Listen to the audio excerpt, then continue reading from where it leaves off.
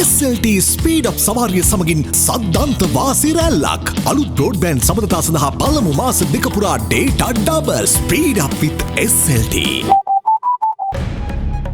Tonight on First at 9, Common Candidate National Movement for Social Justice laments loss of confidence in both the President and the Prime Minister. Indestructible. The Prime Minister expresses confidence over the United National Party's fortitude. Abolishing the executive presidency. The JVP ready for a referendum in case the 20th Amendment is not passed in Parliament. Toppling effort. Sri Lanka Podujana Peramuna names Kandy as the location of their rally's second phase. And landmark judgment. India's Supreme Court rules in favor of same-sex unions.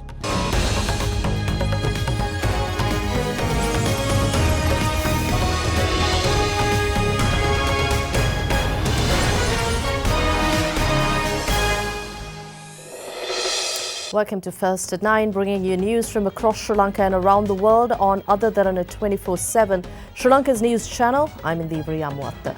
We begin tonight's broadcast with today's parliamentary session. Parliamentary proceedings were adjourned this morning due to the lack of quorum.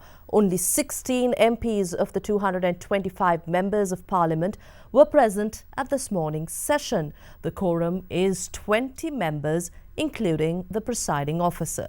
Deputy Speaker Anand Kumarasiri decided to adjourn the session until tomorrow after JO parliamentarian Bandula Gunawardena requested him to consider the lack of required quorum.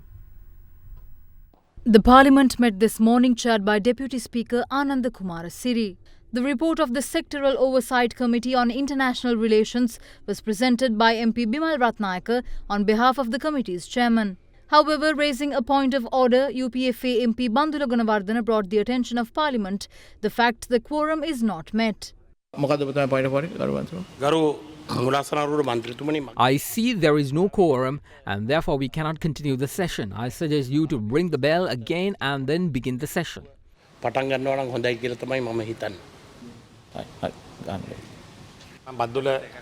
I request from Parliamentarian Bandula Gunawardena to allow us to proceed without consideration to quorum. According to standing order, I can't do that. We must have a minimum of 20 MPs to continue. Therefore, I adjourn the session till 10 a.m. tomorrow.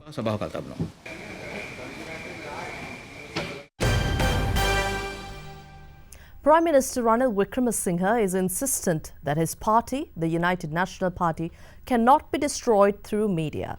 The Premier made this remark addressing the 72nd anniversary celebration of the UNP at the party headquarters, Sirikota, today.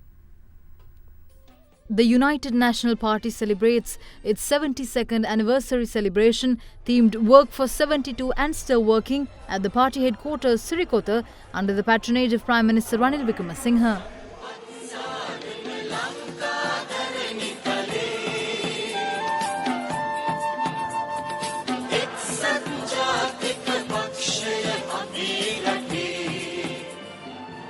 Senior leaders of the United National Party along with members of other parties representing the United National Front joined this event.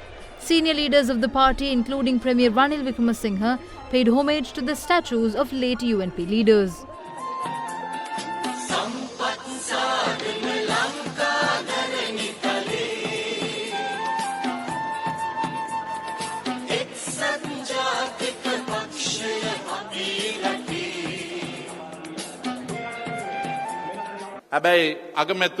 As a response to their insult yesterday by bringing crowds to the capital, I should remind that we will bring the real power of people to Colombo with the support of other districts as well. After the 10th of February, we also learnt a lesson. We don't have a future without our followers. Our leader has decided to provide new jobs. We should look after the people. For the rally to be a success, Basil Rajapaksa should have been there, but he wasn't there. So they tried to highlight Nama Rajapaksa. That is how they play politics. UNP didn't have a state leader after 1994. In 2 years' time, we will be able to produce state leadership from our party. Then we will have 2/3 majority in parliament and we will be able to rule the country for 10 more years.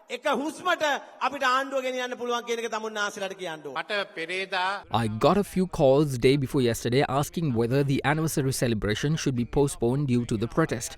Media highlighted that the flower bud is powerful and that the rally could have harmed school children. I asked them to let them do their work and that we will do our job. What was historic that happened yesterday? Well, our deputy leader launched 138 housing projects for the first time. Tell me which media gave publicity to that. Media cannot destroy the UNP. We will win the next time too. We will make a better country by 2020 and we are planning even ahead up to 2025 and far beyond.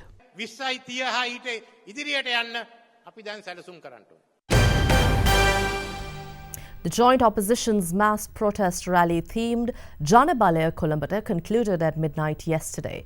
Accordingly, all arteries leading to Colombo were open for vehicular movement this morning. The joint opposition's mass protest rally themed Janabalaya Kolambata descended on Colombo yesterday from several parts of the country.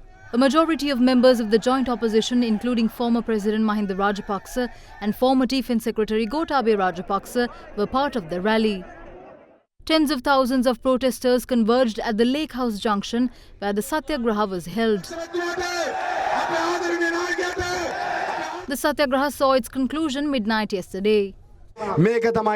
This is the power of the people and also the beginning of a people's struggle. We will continue this until Parliament is dissolved and a general election is called. Various protests have taken place against those governing this country. Among all these protests, ours saw a massive crowd. For the first time in history, a protest of this magnitude continued for the longest time. Politicians have got scared. We held the capital of the country from 12 noon until midnight. According to police, all arteries leading to Colombo were reopened for vehicular movement this morning. The Janabalaya protest saw massive crowds descending on Colombo. Well, that is not all. Our video on this coverage has become the #1 trending video on YouTube. To catch the video story, just log on to the Other Derana YouTube page.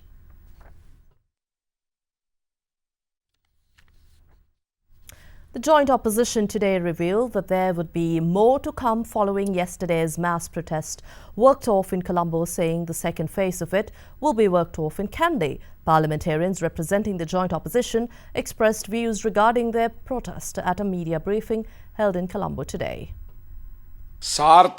We managed to turn this into the most successful protest against the government. By noon yesterday, we managed to force the closure of all public and private institutions in Colombo.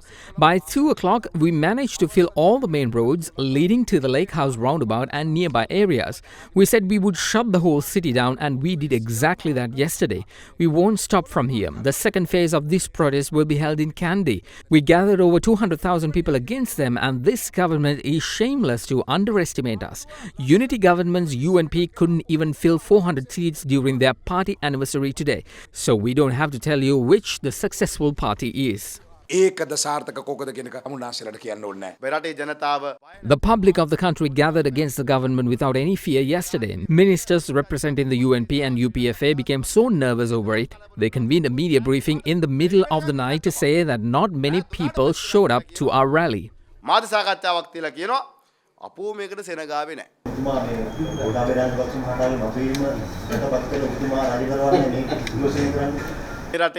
The public makes all political decisions. We are only executing our campaign to establish a suitable government and protect the public. But our party leaders will be the ones to decide who leads all of this. The UNP shouldn't be concerned with our matters.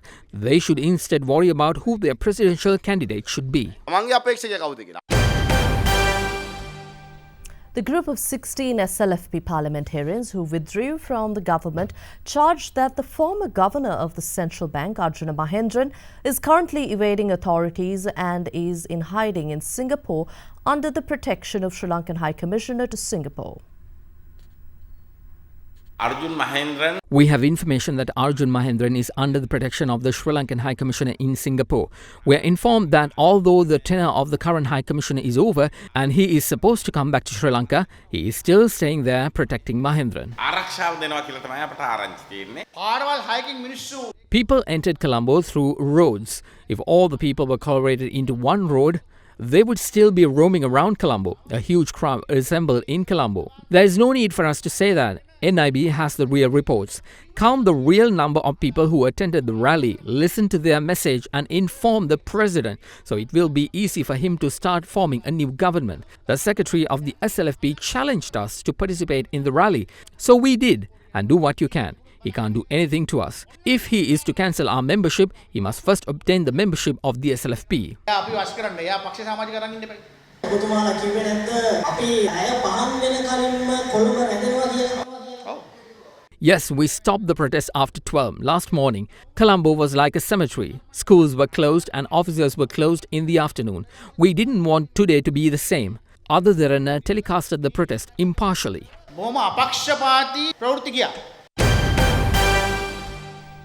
The Janata Vimukti Peramuna reveals its willingness to move for a public referendum to get the 20th Amendment to the Constitution come to fruition in case it does not pass in Parliament with a two-thirds majority. JVP's propaganda secretary, MP Vijitha Herath, touched on the matter today while addressing a media briefing in Colombo. We are happy that the 20th Amendment to the Constitution to abolish the executive presidency was accepted by the Parliament. The subject minister must furnish the government's recommendations within 6 months over the draft bill. Then it should be passed with two-thirds majority. We did not draft this to assure undue profits for any single person or a political party. Only efforts is to strengthen the democracy. Although we brought it as a private member's bill to Parliament, now it is open for all the parliamentarians to put forth comments and recommendations.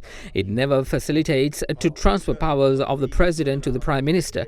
Our effort is to transfer some powers exercised by one person to the Cabinet of Ministers, Parliament and the Constitutional Assembly.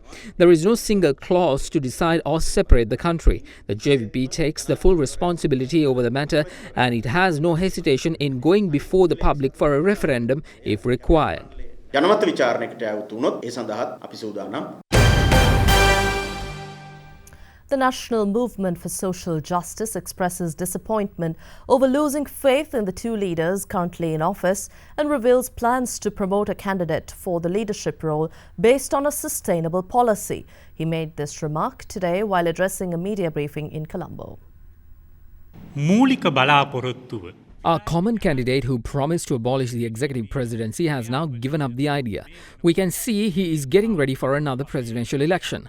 The UNP leader who promised to change the executive presidency by amending the constitution has also given up the exercise. He is also getting ready for the presidential election. Both leaders have ignored the pledge given to Venerable Maduluwave Sobithithera. We can't hand over the country's future to either of them. Therefore, we have to work for a new leadership. We will promote a candidate without party affiliations to lead the country on a sustainable policy. The identity of that person will only be revealed at the right time. නිසි අවස්ථාවේදී අදාළ පුද්ගලයා කරලියට එයි. After 6 months of investigations, the Office of Missing Persons yesterday handed over its sub-report to President Maithripala Sirisena. In its report, the OMP calls to expedite and give highest priority to prosecutions and other ongoing cases involving enforced disappearances. The Office of Missing Persons was established under the Office of Missing Persons Act No. 14 of 2016 as an independent commission with the intention of tracing, searching and making recommendations towards non-recurrence and ensuring the protection of the rights of the missing, disappeared and their relatives and to identify proper avenues of redress. The members of the Office of Missing Persons were appointed in February 2018, which engaged in public consultations with the families of victims and held confidential meetings. It held 6 public meetings across the country, namely in Mena, Madra, Mulathiu, Trincomalee, Jaffna and Kilinochchi, with a total of 2,147 persons. After 6 months of investigation, the chairman of the OMP, President's Council Salia Piris, presented the head of state with its sub-report yesterday. The sub-report presents several urgent recommendations, interim relief proposals and justice-related recommendations. Accordingly, as an urgent recommendation, the OMP identifies a key set of measures which are required to provide urgent and immediate relief to the families without waiting until a final reparation scheme is devised for the current socio-economic situation of families of the missing. In addition, it mentions that it is urgent for the state to ensure an adequate legal framework and empower relevant state actors to discharge their functions to ensure prompt and effective investigations and prosecutions of enforced disappeared. The interim relief proposals of the report includes education support programs for the children of missing or disappeared, vocational training and livelihood development programs, an employment quota of 1% within the state sector in order to facilitate family members of the missing or disappeared. As justice-related recommendations, the OMP recommends the judicious adoption of the following measures to ensure prompt and effective investigation and prosecution of enforced disappearances and accordingly amend the Section 3 of the Act to capture the full range of perpetrators that may be involved in the commission of enforced disappearances, amend Section 3 of 3 to expressively recognize the full scope of command responsibility, including the ordering and enforced disappearance, amend Section 15.3 of the Act to permit the OMP along with the Human Rights Commission of Sri Lanka and law enforcement authorities to have access to places where persons have been deprived of their liberty and amend Section 6 of the Act to remove the exclusive jurisdiction of the Colombo High Court and grant jurisdiction to high courts where the offence occurred, and to expedite and give highest priority to prosecutions and other ongoing cases involving enforced disappearances.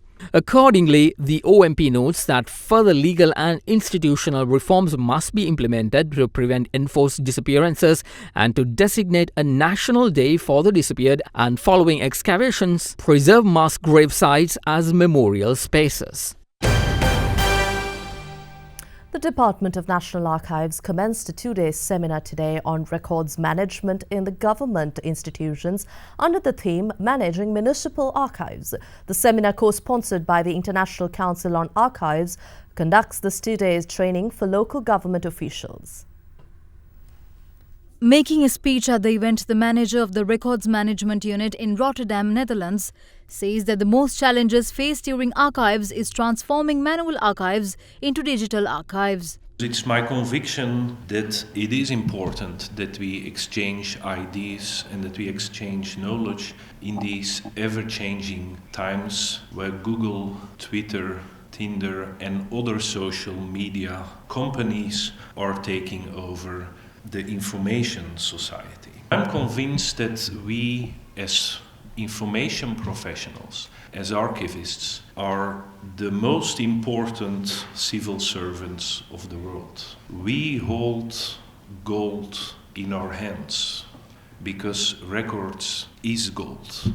Records are the evidence of whatever is happening in society. People trust the records that we hold, but changing times ask for changing skills.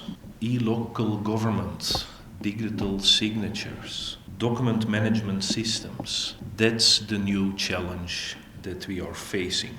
In the end, we should actively offer communities and groups of people relevant information that is registered in these records, whether they are paper or electronic. In that way, we are contributing tremendously to an open, a transparent and democratic society, much more than any other civil servant. You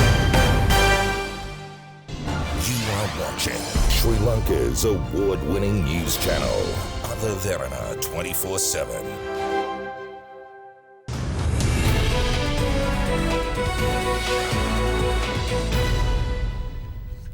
Welcome back in your business news.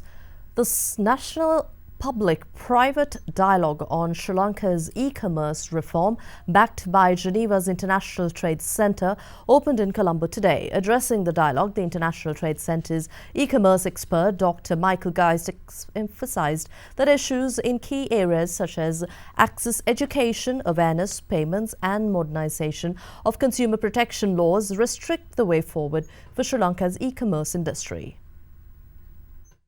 The second National Public-Private Dialogue on Sri Lanka's e-commerce reform opened in Colombo under the patronage of Minister of Industry and Commerce Rishad Badutin today. Titled as a roadmap for e-commerce reform, the dialogue is organised by the Consumer Affairs Authority of Sri Lanka and the Geneva-based International Trade Centre. The second PPD is focusing on the outcomes from the first dialogue held in mid-March this year. Following the first public-private dialogue, a draft report has been presented by the International Trade Centre to the Sri Lankan government with recommendations on Sri Lankan e-commerce marketplace. And while Sri Lanka is, of course, a smaller country from a population perspective, it was striking to see how small the amount of e-commerce activity is today in comparison to many other countries. That, I think, represents a challenge. It also represents a tremendous opportunity.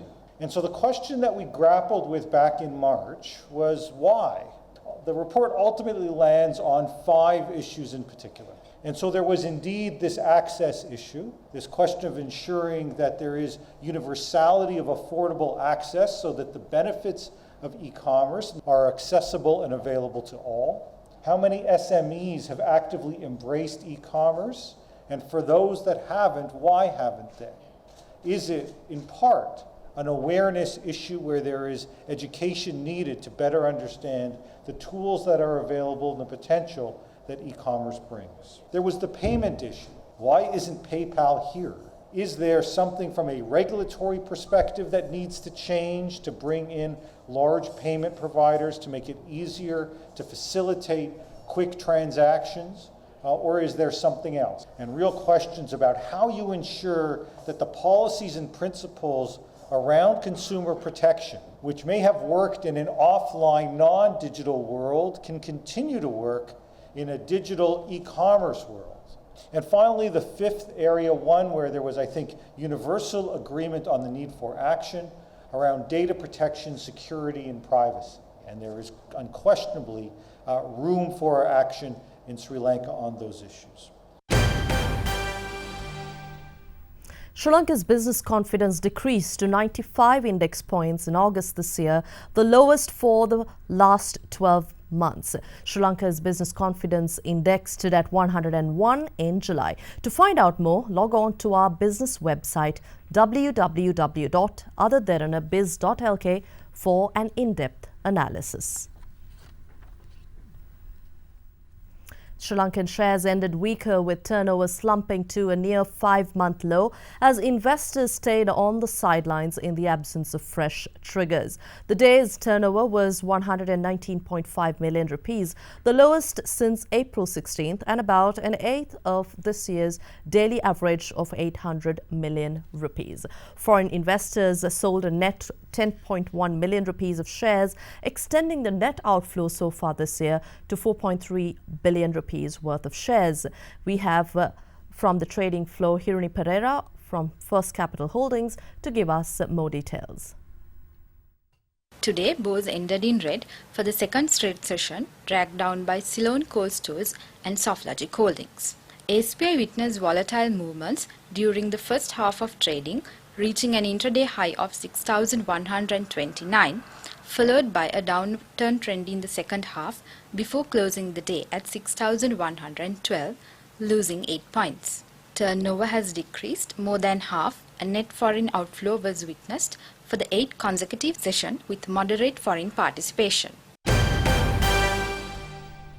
The Indian rupee slid to a new record low today, continuing what has been more than a week of steep falls for the currency amid turbulent conditions in the wider emerging market currencies space. The Indian rupee fell to an all-time low of 72.095 against the US dollar in early trade in London, down 0.4% from Wednesday's close and has fallen 11% year to date, the worst performance Asian currencies so far this year. The fall comes despite India's strong GDP growth, which rose to a 2-year high of 8.2% year-on-year in Q2, surpassing market expectations. Nevertheless, India's trade deficit worsened in July to $18 billion, driven by surging oil imports and the steep rise in oil prices this year. Here in Sri Lanka, the rupee fell for a 13th straight session and hit a fresh low, hurt by stronger demand for the dollar from importers. The Sri Lankan rupee closed at 162.63 per dollar today. State Minister of Finance Iran Vikramaratne had told Reuters on Tuesday that Sri Lanka will not intervene in the foreign exchange market and government will leave the level of the rupee for market focuses to decide. The currency has weakened 0.7% so far this month, following a 1.2% decline last month. We take a look at how the Sri Lankan rupee traded against other major currencies today.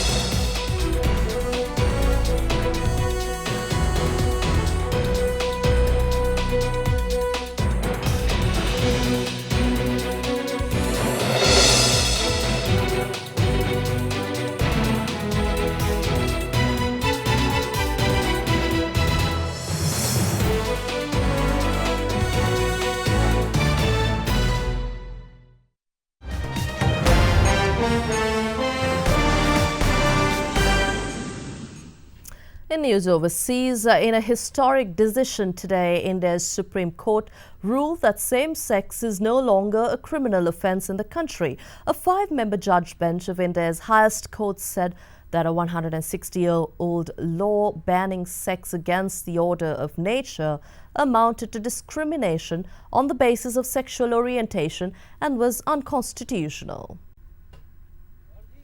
India's top court scrapped a colonial-era ban on gay sex today, known as Section 377, in a landmark judgment that activists hope will uphold the right to equality.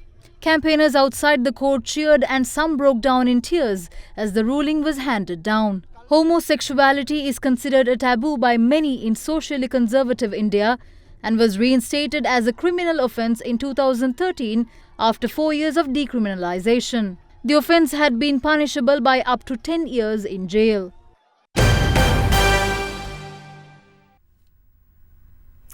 Well, a powerful earthquake left at least 8 people dead and more than 100 injured and dozens missing in Japan's northern island of Hokkaido today. The earthquake comes on the heels of a deadly typhoon lashing the west of Japan over the past few days. Japan's northern island of Hokkaido was hit by a magnitude 6.7 powerful earthquake, triggering landslides that engulfed houses. The quake cut power to around 3 million homes after a thermal power plant was damaged. The tremor struck 62 kilometers southeast of the regional capital Sapporo in the early hours of the morning today. You are watching Sri Lanka's premier news channel, Derana 24/7.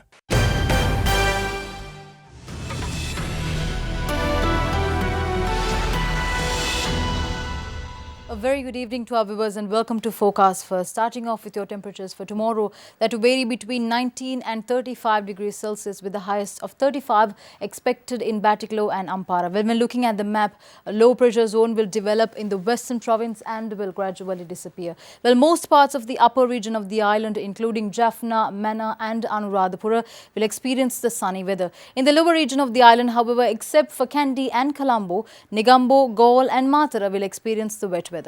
That's all from the Weather Centre tonight. Up next is your City by City forecast.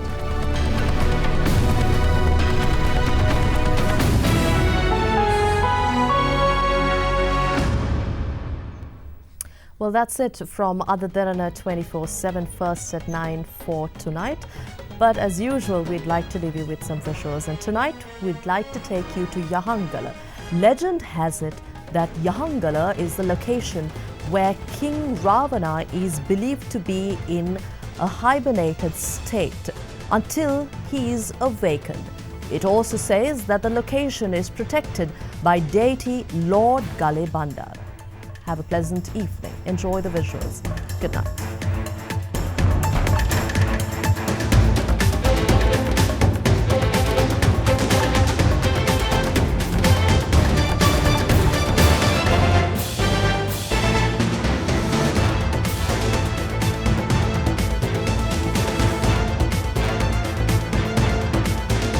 Bringing you the news and information 24 hours a day.